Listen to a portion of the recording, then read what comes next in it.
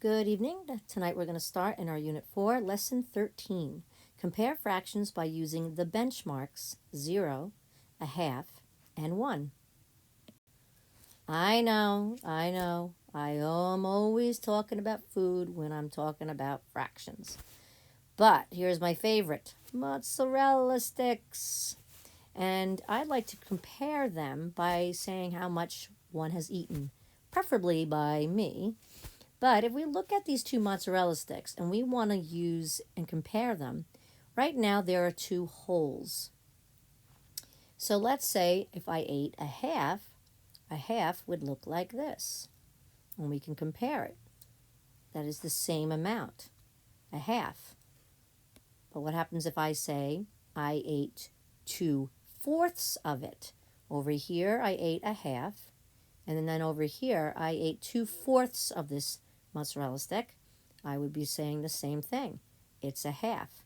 We talked about those fractions, that they are equivalent fractions. Well, today we're going to compare fractions greater than, less than, or equal to by using these benchmarks of 0, a half, and 1. What are these fractions closer to? Is it closer to being a whole? Is it closer to being a half? Or is it closer to 0? Okay. Yum, some more mozzarella sticks.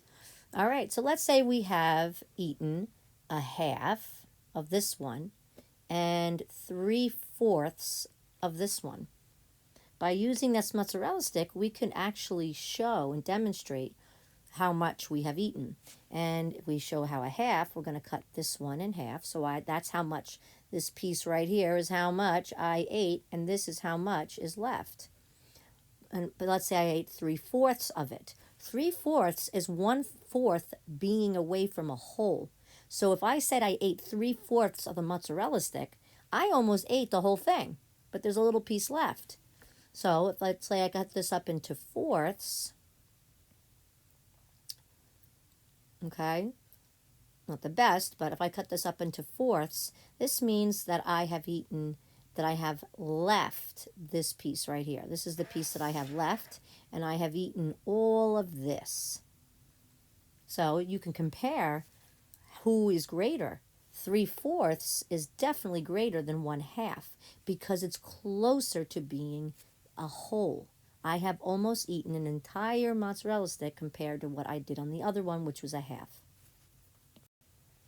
All right, let's use the benchmarks of 0 and 1.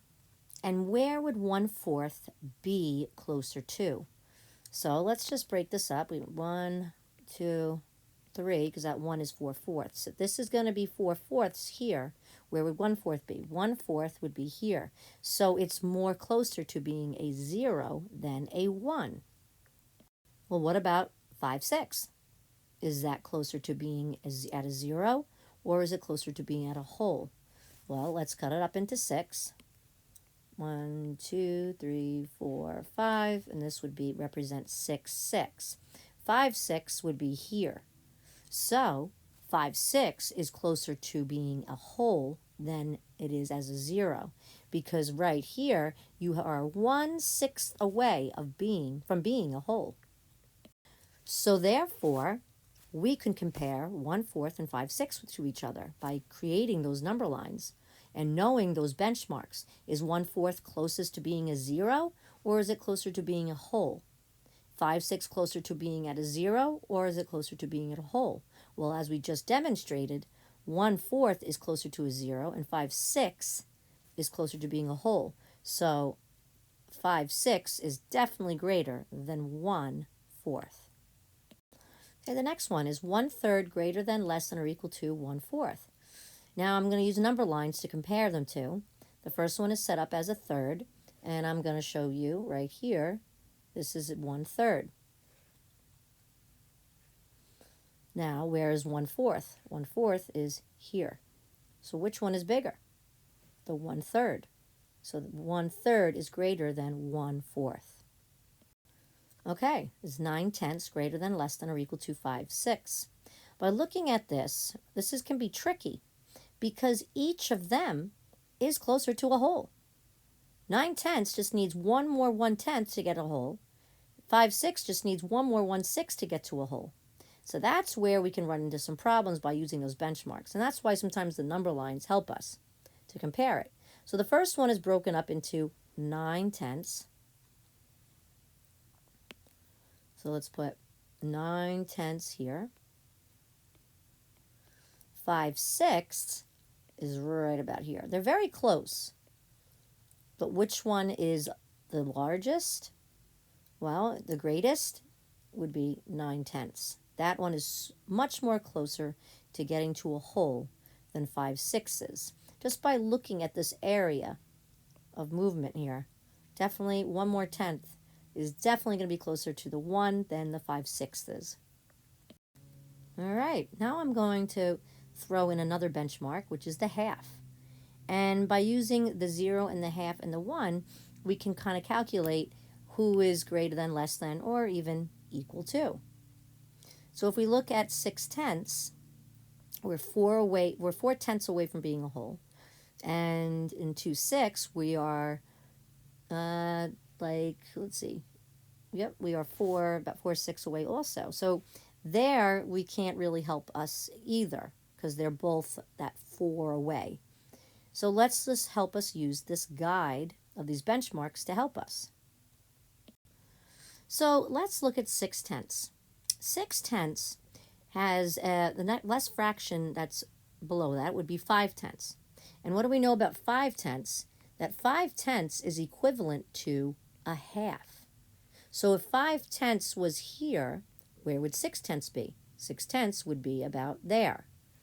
Now, the same thing with 2/6.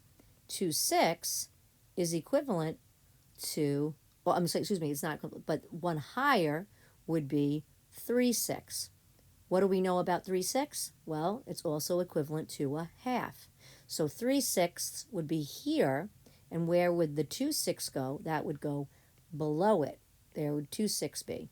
So we obviously can see by using that half benchmark fraction on this number line that 6/10 is definitely greater than 2/6 because the 2/6 is less than a half.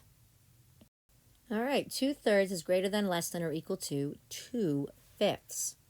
Now, 2/3 is definitely greater than 2/5. And how we know that is because 2/3 is greater than a half, and a half is in between 1/3 and 2/3. So that's, in that case, that's why 2/3 is greater. But what about 2/5? 2/5 is less than a half because 1/2 is between 2/5